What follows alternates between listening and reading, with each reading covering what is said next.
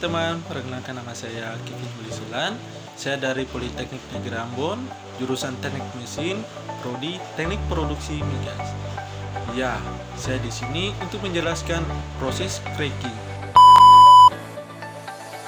Sebelum kita masuk dengan proses cracking, kita mesti tahu Indonesia merupakan salah satu negara penghasil minyak dan gas bumi dengan produksi sebesar 73.107 barel dan 689 juta kaki kubik per Mei 2020 dengan target produksi minyak sebesar 1 juta barel per hari.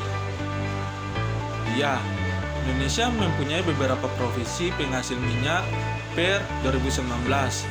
Jawa Timur ditempatkan sebagai provinsi yang produksi minyaknya paling banyak dari provinsi sebelumnya, yakni adalah Riau. Terus bagaimana sih proses pembentuknya minyak bumi? Ya, seperti kita tahu, minyak dan gas bumi terbentuk dari fosil-fosil tumbuhan dan hewan yang telah tertimbun berjuta-juta tahun yang lalu. Dan saat tumbuhan dan hewan itu mati, fosil mereka tertimbun oleh pasir dan lumpur di dasar laut. Ribuan tahun kemudian, lapisan dan pasir lumpur tersebut berubah menjadi lapisan bebatuan. Dan karena pengaruh tekanan dan suhu, fosil-fosil tumbuhan dan hewan tersebut berubah menjadi minyak dan gas bumi alam. Ya, sekarang kita masuk dengan proses cracking. Ya, teman-teman mesti tahu, cracking adalah proses penggilingan minyak bumi di mana berat-berat molekul hidrokarbon dipecah menjadi beberapa molekul hidrokarbon cahaya oleh aplikasi panas dan tekanan dengan atau tanpa menggunakan katalis untuk mendapatkan berbagai produk bahan bakar. Ya, seperti kita tahu teman-teman, salah satu contoh penggunaan bahan bakar dalam kehidupan kita sehari-hari adalah minyak tanah. Untuk memenuhi kebutuhan tertentu, hidrokarbon rantai panjang bisa dipecah menjadi hidrokarbon dengan rantai yang lebih pendek. Proses ini dinamakan proses perenggangan atau cracking. Begitu pula sebaliknya, hidrokarbon pendek bisa dapat digabungkan menjadi hidrokarbon dengan rantai yang lebih panjang. Proses tersebut disebut dengan proses reforming. Ya, hidrokarbon dengan titik didih terendah akan terpisah terlebih dahulu, disusul dengan hidrokarbon dengan titik didih yang lebih tinggi. Jadi, intinya hidrokarbon terpisah secara bertahap dari campuran minyak bumi. Fraksi yang pertama kali keluar dari penyulingan adalah hidrokarbon dengan massa senyawa terendah kurang dari 70. Satuan massanya yakni adalah gas. Biasanya fraksi ini dimasukkan ke dalam tabung bertekanan tinggi sehingga berbentuk cair. Sehingga fraksi yang lebih dulu keluar adalah nafta.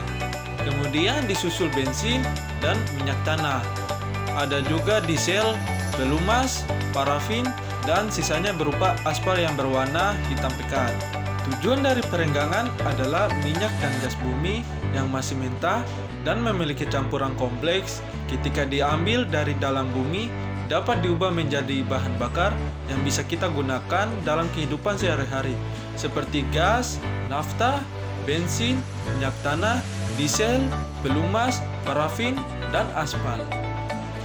Untuk meningkatkan fraksi hidrokarbon dengan rantai panjang seperti kerosin C12H26 dapat direnggangkan dengan fragmen yang lebih pendek, heksana dan veksana dengan proses perenggangan termal.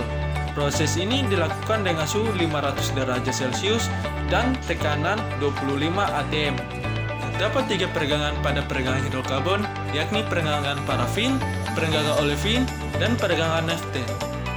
Ya, sebelum kita masuk, dalam kimia, parafin dikenal sebagai nama hidrokarbon alkana dengan rumus kimia CnH2n plus 2. Molekul parafin yang paling simpel adalah metana, berbentuk gas dan temperatur ruangan dan sejenisnya lebih berat adalah oktan, berbentuk cair pada temperatur ruangan. Ya, sementara itu, peregangan olefin dikenal sebagai hidrokarbon alifatik tidak jenuh dengan rumus molekul CnH2n dan peregangan olefin, eltina, dan propelina merupakan produk yang paling penting dalam industri petrokimia. Ya, dan yang paling terakhir adalah peregangan naften.